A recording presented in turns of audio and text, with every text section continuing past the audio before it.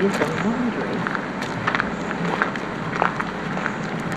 And these guys lived in a side apartment with a door. So this is not the house. Don't film yet. Okay.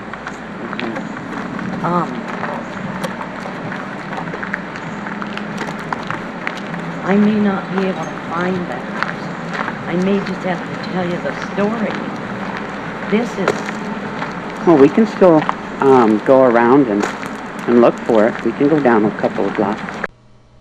My mother's side were Irish people, and they came over here way before the potato blight. They were some of the original. I know they didn't come on the Mayflower because I think most of those people know who they were, but approximately. And apparently most of their names were Rosses. And they went into the Carolinas. Weren't the Rosses Scottish? Scottish and Irish are sort of the same. They've got a lot of them in Scotland and some in Ireland, you know. And I really don't know how that came about. But they're sort of the same people at the same time. And maybe it's just hard to say. But I know that they came over before the potato blight. You can assume then that they came over with this because of this religious persecution or something. Mm-hmm. And they arrived here, and the Rosses really multiplied out. There were a lot of them. In fact, when I was over there in Ireland and Scotland, they have the records of when they left here. A lot of Rosses went to Australia. A lot of these Irish and Scottish people went to Australia, and a lot of came to the Americas. And those are the two places they went. And they went into the Carolinas. Many of them fought in the Civil War. There's records again in the Civil War, but how would I know who I was descended from on those records? Mm-hmm. All I know is they were there, and their names, they were Rosses. And then they migrated on into Arkansas, southeastern Arkansas. I heard they canoed in, you know. Some of the first white people that came in that area came with LaSalle. So there was a lot of French there too. But there was Germans, I know that, and there was Indians. The native Indian population was Quapaw. But I know that my great-grandfather's mother was an Indian woman. I really don't. Your great-grandfather's mother? Mother. And that's the great-grandfather that you grew up with? Right. Mm-hmm. We called him Papa. You called the head of the house, the oldest man in the household was called Papa. The Papa of the family. Mm-hmm. If you look at Papa, you can really see Indian in him. But it was hidden that we had Indian blood. And I never knew it when I grew up. I never knew it at all.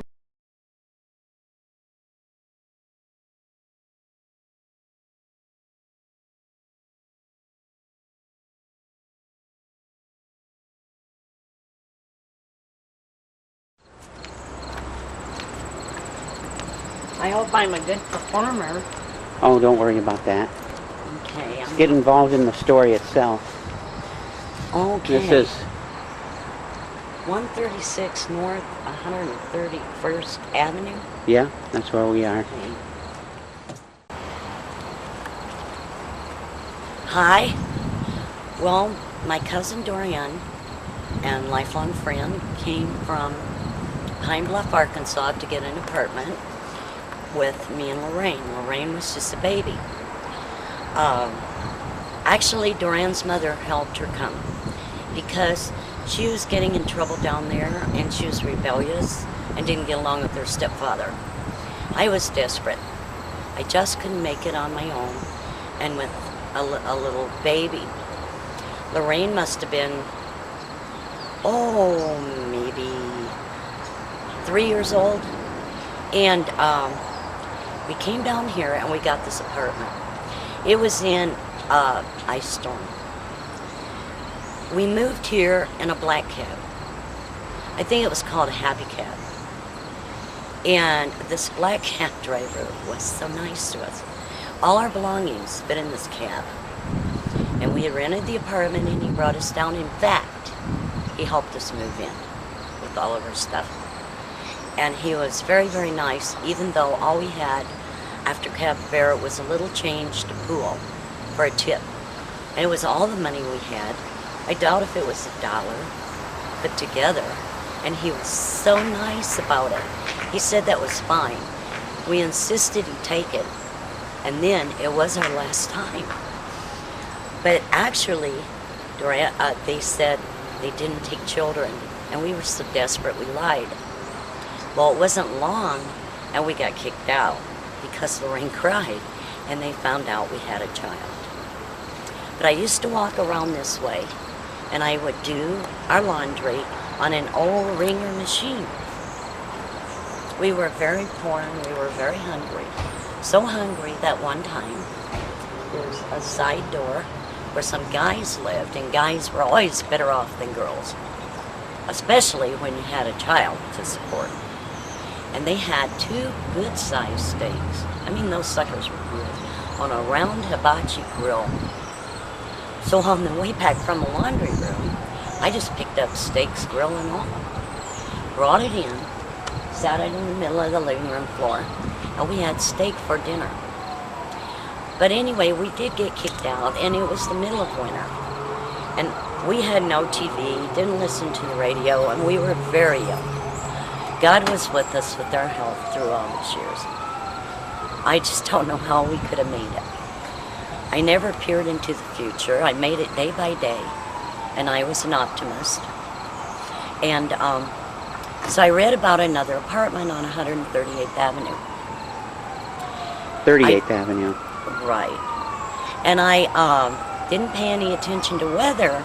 To me in those years, summer was hot, winter was cold, spring and fall were in between. I knew it was winter. And I knew I had a child to carry. We had no cars. So I thought, 31st from 38, 6 block, anyone can do this. But Lorraine was a big child. But I could carry her. Little did I know it was 31st Street, 31st Avenue, 32nd Street, 32nd Avenue. Oh my God. So we ended up carrying her about 12 blocks instead of 6. And by the time we got to the apartment where we spent a lot of years and went inside, we were so froze that the pain was immense. And we knew we had to walk home too. We had to walk back, and it was night. It was dark. The pain, the cold was so bad that we went in the new apartment. The rain began to thaw out and cry so hard because we were hurting so bad, thawing out. So now we're going to take you to the next apartment.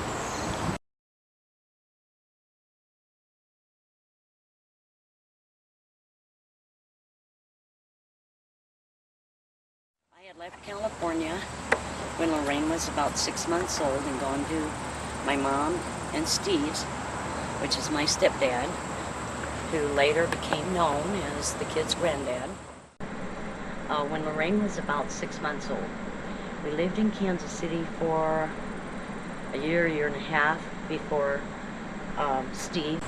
We were brought to Omaha on his job, electrical construction at Offutt. They were doing the electrical work at the post office. And that's how Lorraine and I and my mom and stepdad came to be here, and granddaddy. And so Duran and I walked all the way up to here, and actually we had nicer people here, so we stayed. The people who managed it, they lived in this apartment down here with a lot of kids. They were very nice people. They were very kind to us. By the time we got here, we were froze. The pain was so bad thawing out. Duran and I kept faking it, just acting normal. Oh, hello, yes, we like the apartment. But Lorraine started crying, and I thought, oh no, my God, they won't rent us the apartment because we just got kicked out of one because she cried. And she was crying so hard, and it was because she was thawing out. And they said they understood, and they were so nice. And our first apartment was here. That round thing there. On the second floor? Yeah. Then I'll tell you some things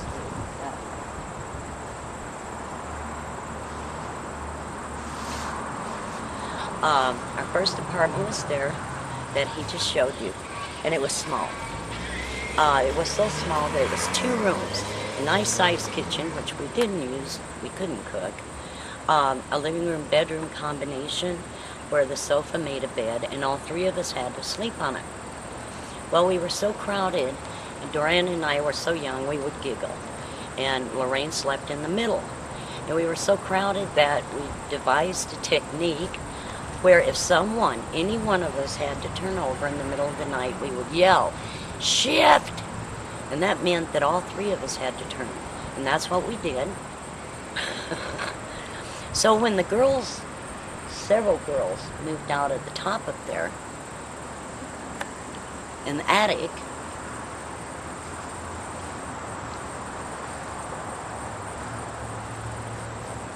then Doran and I moved up there. Doran had to work. I had a few days vacation. So I alone moved us up into this attic, which was really not a bad place. I mean, we really liked the attic, and we stayed there several years. And now, in this apartment attic, I remember we were still so poor. My budget was $1 a day, which included my 20-cent car fare, and $10 a week babysitting.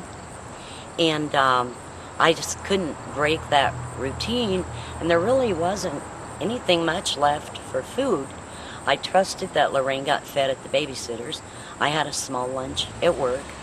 At night, a lot of the guys in the apartment would pop popcorn and come down on the porch, and we would come down and gobble up their popcorn, anything to eat. We were so hungry that Doran and I one time walked down to the grocery store and stole a can of spaghetti, came home, and SpaghettiOs, and split it 3 ways. Someone said, "Why didn't you steal a steak or something?" I said, "Well, we never thought of it, but for another thing, we didn't know how to fix it, you know?" But this whole neighborhood was so safe back then. The whole thing is called the Mutual area, and it was just full of Caucasian kids. What's the exact address here? 138 North 132nd Avenue, across from Joslin. It's 138 North 38th Avenue. Oh yeah, lived in the West too long, lived out West too long, 38th Avenue. And anyway, these kids, they were guys and gals alike. No parking problem because very few had cars. Very few had cars. We rode the buses up and down Dodge. And on cold, cold days, we'd be standing there and the buses might come down Dodge full. And they had no rules and regulations. So they would pack people clear into the standing wheel. Their noses were smashed against the doors. And then you knew they were not going to stop and you could not get in. And everyone on the street corner would just groan. And you'd have to wait on the next bus. They were fairly steady. But it was very safe and it was all full of kids. So everyone generally kind of had a good time. With gatherings on the front porches at night. No one had air conditioning either. And popcorn or getting to know each other. And this riding up and down Dodge was kind of a scream because what few guys did have cars, they would stop and pick up the girls on the corners and give them a ride downtown to their jobs. And all they had to do was open the door. As many gals it could fit in this car and pack in this car piled in. I mean, even if we sat on each other's laps. We really liked our attic apartment. It had a huge, believe it or not, raised bathroom. And it had a darling little alcove we turned into a playroom for Lorraine with all her toys. And then it had those windows you saw up front for our living room. Sort of a galley kitchen and a large bedroom with 2 full beds. So we were really happy. I think it rented for $85 a month furnished. But when we lived here too, we developed a social life with a dancing crowd. There was Bob Lane, who's now dead. I've lost track of Mary Ellen Alloway. Bob Orth is when I met him. And we were sort of the dancers in the bars of downtown Omaha. And so we had this little crowd, And we did have fun because Granddaddy did all he could for us through the years. It wasn't much, but he would pick up Lorraine on the weekends. And I let her go because I knew he could do for her what I couldn't. He'd take her to the store and buy her things and feed her real good. And it gave me a little freedom, and then I could go dancing with the crowd. But in the mornings, I would walk Lorraine to the babysitter. And this was in the years where women wore spike high heels and skirts, not like they are today. And I would carry her, and I'd come around the side of the house and down this alley towards Joslyn. And with never a fear. It would be dark in the winter. No such thing as crime. Never worried about getting accosted or robbed or anything like that. And now if Rob will just walk the camera, we'll take the little walk and see Joslyn. Just think of me being that young. This was, what, 40, 45 years ago? Uh-huh. Or longer. 50 years ago? Almost. Well, no, 45. 45? Yeah, because Lorraine's 47 now. So if she was 3, then that was about 44 years ago. Rob can film this, Joslyn, so you know where you're at. And then I'll get up in this. I want to tell a story. But back when we lived here, this Joslyn was abandoned. It was so overgrown. It was so scary, and it was so horrible in there. I wouldn't even go. And I was even afraid to kind of walk here because we saw a rat, maybe as big as a small dog, maybe it was a raccoon or something, but they lived in there. I didn't know one from the other, but either way they scared me. Although walking, I never did see one. But it would be dark, and I didn't want Lorraine to cry, and so every morning I'd go, well, here's where Casper lives. And oh, she would quit crying, and she would look in there, and she would watch for Casper. I'd go, I think I see Casper. And, but now they have it all cleaned up and refurbished and well-preserved, and I think it's open to the public.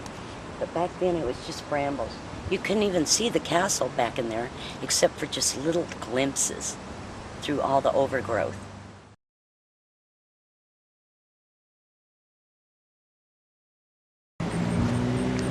Well, Here, let me get the address. There we go. 3519 Dewey Avenue.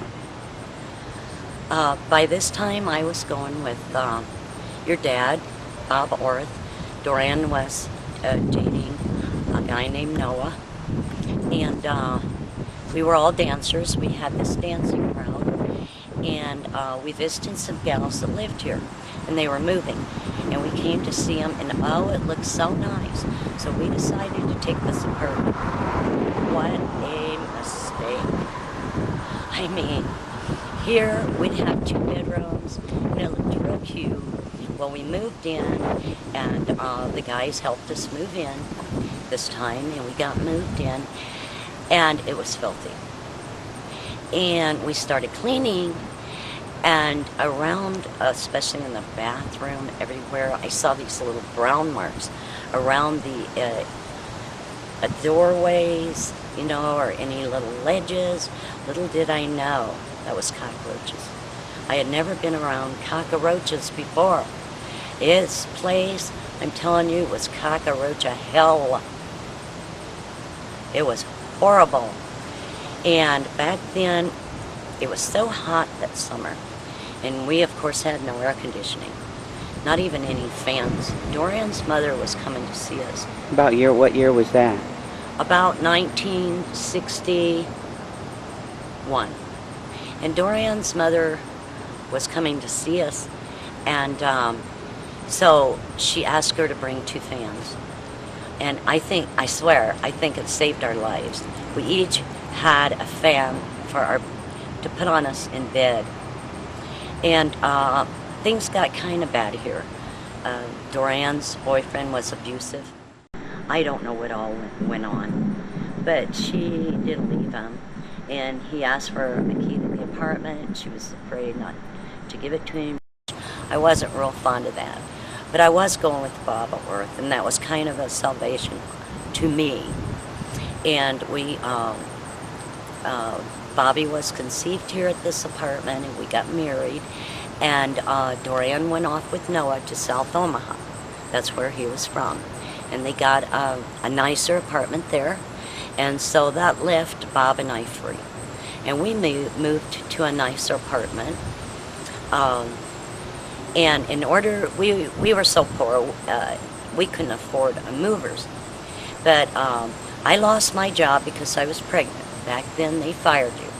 If you got pregnant, it was curtains. And Bob worked at Fleetwood Body Shop. And he painted cars. And so,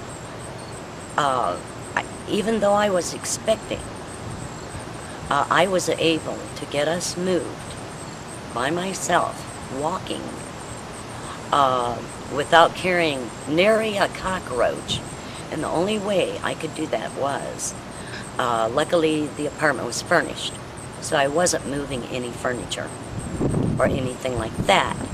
But every article of clothing I went through, every folded towel, packed the box right in front of me, picked it up, and walked out of here with it. And got moved to a much nicer apartment and started a happier life. And we're gonna go to that apartment now. Okay. So this apartment up on top. Yeah, that apartment. Oh, I left something out. Okay. Okay, I can put this in. Rob is now showing the living room windows. I do want to add that when Dorian and I moved in the first night, and we were both cleaning, scrubbing, and she really helped. We just finished, and we came in, and there was a big storm outside. In the spring, a big rainstorm. And we sat down in the living room, and I was sitting on this corner of the living room. And for some reason, I think, honestly, the Lord has always looked after me. I just had this feeling I should move. I got up across the room and sat on this side, and the ceiling fell in. Okay. So now where are we going? To the next apartment. Okay. So that's on around Leavenworth. On 36th and 32nd Avenue. It's closer to that park there. Okay. How long did you live here? We lived here that summer is all. That summer, so not even a year. Right. So it's still probably fall or winter of '61 that you moved over here. Well, there was a rainstorm, which indicates to me that we moved here in the spring. And we were gone by Okay, but fall. I mean that you moved from here Right. was in the fall, Late Or- summer. late summer. Because I wasn't wearing a coat or anything, and it was still nice weather, but not that hot, and I moved us myself, Okay. carrying that stuff. All right.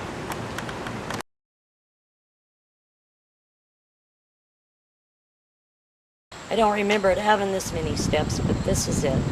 This is where our life started getting better. This apartment, I liked it. It was pretty nice. It was on the main floor here. That sun porch, we were able to turn into a women's bed. She started school at Jackson School, which was just that area just cleaned up for the interstate. So it was a really nice school at that time, with so much riffraff cleaned out. She made a nice little friend up the street. Her name was Courtney. And so we were quite happy. And it had a nice dining room. I started doing Thanksgiving dinners and Christmas, and inviting the Manrings over and our moms over, and putting on big Christmases for the kids. And you'll see some video that Aunt Marilyn and Uncle Dud made that were in this dining room Thanksgiving or Christmas with us. And you'll see also this little sun porch in the video with Lorraine with the Kathy Chatty doll or something like that. And it had a cute little kitchen, and I started cooking and learning to cook. And still in those days, I used old Wringer washing machines for our laundry, but we had clotheslines out back, and we had a hamster. who got away from me, and the landlord about died because he had just re-landscaped a tree in the back. And every morning I would come out and that hamster had dug another hole in that, between the stones and that landscaping. And finally I had to sit out there after dark, and I finally caught the little sucker. But we also had a parakeet. And this parakeet, Bobby was born here, and Ricky was conceived here. And this parakeet grew up with Bobby. And when I brought Bobby home from the hospital and he'd lay in his crib, this parakeet just loved to look at him. And he would get on his bed rails. And then he got brave and jumped down in the bed. And of course, Bobby was a newborn, so he didn't move much, and the parakeet had no fear. So as Bobby grew and began to move around, the parakeet had learned no fear, and he would dance around so Bobby couldn't catch him. Well, Bobby grew up from the time he was born with this parakeet. So he got so used to this parakeet being around, he ignored him. When Bobby learned to crawl, the parakeet rode his back. And when Bobby learned to walk, the parakeet rode his head. And Bobby never even dreamed to swat at it. I mean, I suppose he wouldn't have felt normal if he didn't have a parakeet on his back or on his head. I mean, whenever he peeked out these windows or went to the door, there was a parakeet on his head. But my mom came over and brought a dog. It was a fox terrier. And so you know what happened. Happy birthday to you. Cha cha cha. Happy birthday to you. Cha cha cha. Happy birthday to Uncle Bob. Happy birthday to you. You smell like a monkey too. Scooby-Doo on Channel 2. It's open. Let's go in. You go in first, I'm scared. Hello. Hello? This is it. I'm not gonna let this door shut. Okay. A second. So this was Lorraine's room here in This that. was Lorraine's room.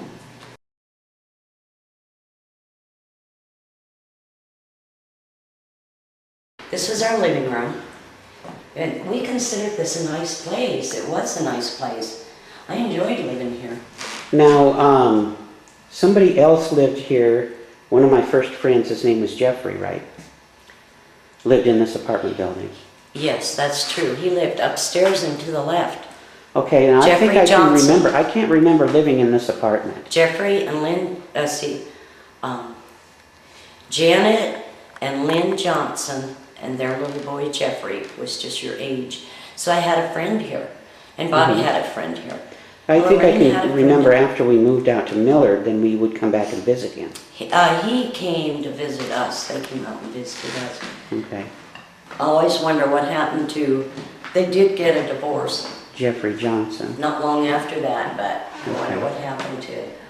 So this Oh, is a Jeffrey nice Johnson. place, really. Oh, well, we really liked it. We were living here when Kennedy got killed. Oh, okay. I saw it on that TV, it was right there.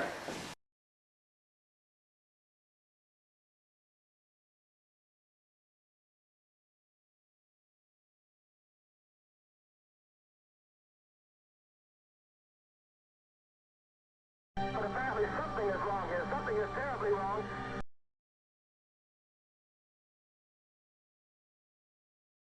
This was our dining room. We had, all the furniture was just hand-me-downs. We had a sofa that sat on a beer cans, but we had everything. We had a big buffet right there that the lady, another lady straight up above gave us. We had a big dining room table, all old. And this was our bedroom. And believe it or not, we had that, we got a brand new bedroom set to celebrate.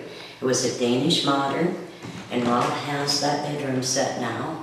And we had that fit in here, plus the baby bed right here. And that's where Bobby slept after he was born, right in this corner. But now, in looking back, I thought the rooms were much larger, but they weren't. But You know, I can't believe it was this small. But it was small, and we fit in here fine, and we were very happy. We were very happy. This is the little kitchen. This is the little kitchen where I did my cooking. And I had this kitchen fixed up so cute. I was so proud of this kitchen.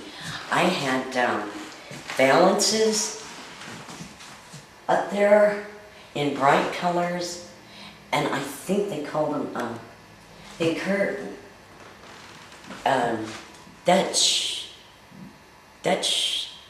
I can't remember what you call them. I'm so proud of them. Turquoise. They had turquoise. That was really in back then. Turquoise, you know.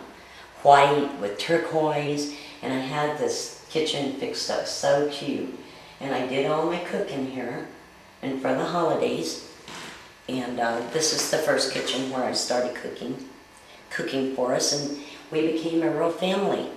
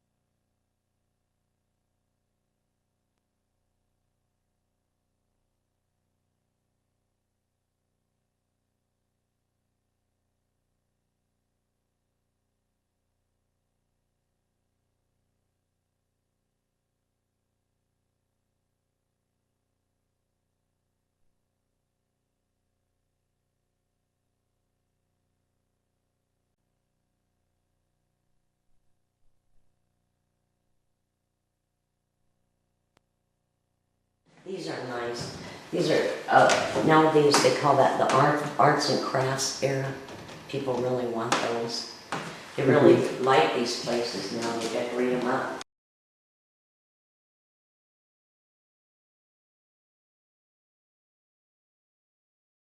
You know what you did one time? I was sitting right there on the couch, talking long distance, I think, to my dad. And you went in there, kitchen, and you got a box of cereal. And I wouldn't say anything to you because I got scared. I didn't know what you were doing back there. And you know, the phones were not cordless. You couldn't leave them. I was so excited talking to my daddy. He called me. So out you came with this box of cereal, and I was just relieved you were in front of me. And you proceeded to scatter that cereal from there all the way through, and then run back and forth, stomping and sliding on it the whole conversation. And when I got off the phone, I had to clean all that up. So I had to be better than a year old. You were walking by then, but you walked early. Okay. You know, you boys, both of you walked early. You were very active, agile little kids. You know that. Okay. You were up on top of everything, not naughty, just full of energy. Everyone would the whole family remarked they didn't know how I raised you. But I was so young and agile and full of activity myself. I believe in genes. It wasn't hard for me at all. I loved it. I really loved it. Mm-hmm. I really did. You didn't even get a spanking. Okay, so we're going where next?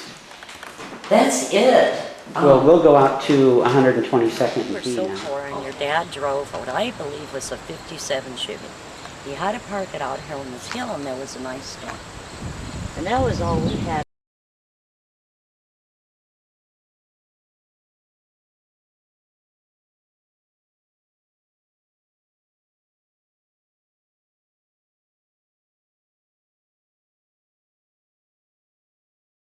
I mean, we were poor. We couldn't afford another car.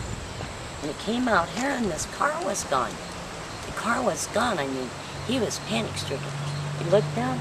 It was clear down in there. Clear down there. And never hit a thing. Because of the ice. Right, yeah. Yeah. Okay. Alrighty.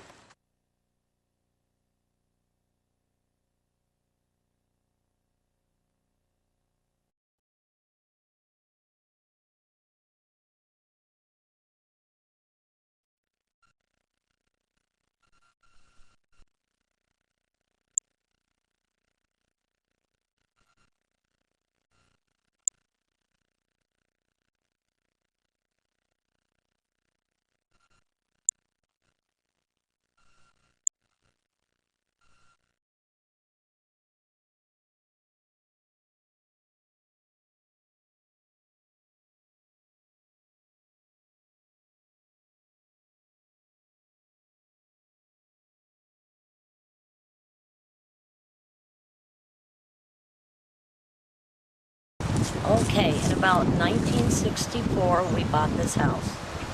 The interstate was just built. It was a lot smaller than it is now. I was never so happy.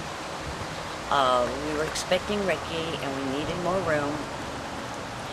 And the house payments were the same as our rent payments over there, which was about $85 a month. Only it was a little more expensive for us due to utilities and gas. And we didn't know how we were going to make it. In fact, the first year we sold some things to pay our heat bill. Those were very hard years with snow and ice and things. We bought the house. It cost $14,700. We bought it called an FHA agreement. To me, or to us, it was the best deal the government ever worked out to help people with housing, because you worked for yourself. And what you did was no down payment. You worked off your down payment. But you had no money. So all you had to prove was good credit and that you had enough money in the bank to pay for your paint and stain. And you did your own interior paint, all your own painting and staining. And then it passed FHA inspection, and you moved into your home. And I ended up living here about 32 years of my life, which of course was most of my life, or ever will be. Rick was born here. He made friends with all the neighbors, and we planted the trees. You planted the tree behind you. Yeah. It seems bigger now than when we moved, didn't it? Well, this tree actually they planted. The requirements for FHA at that time was 2 trees. Well, that one got hit by lightning. That one. Yeah. This one is an FHA That's the same tree. bush too, isn't it? That's the bridal bush I planted. That's the third thing that was planted there. The first ash, the FHA ash, got hit by lightning. The locust died, or the white oak birch died, and I put this bridal bush in.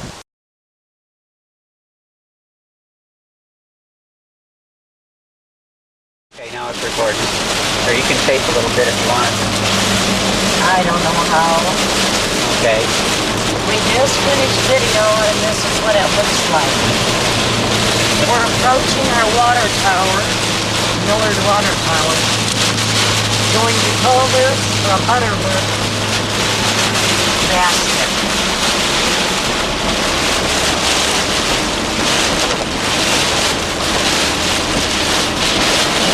quit videoing, honey.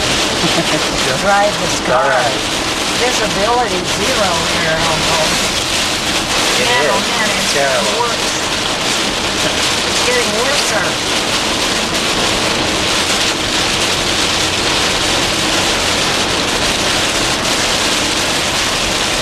That's 240. We're looking for 153rd. Okay.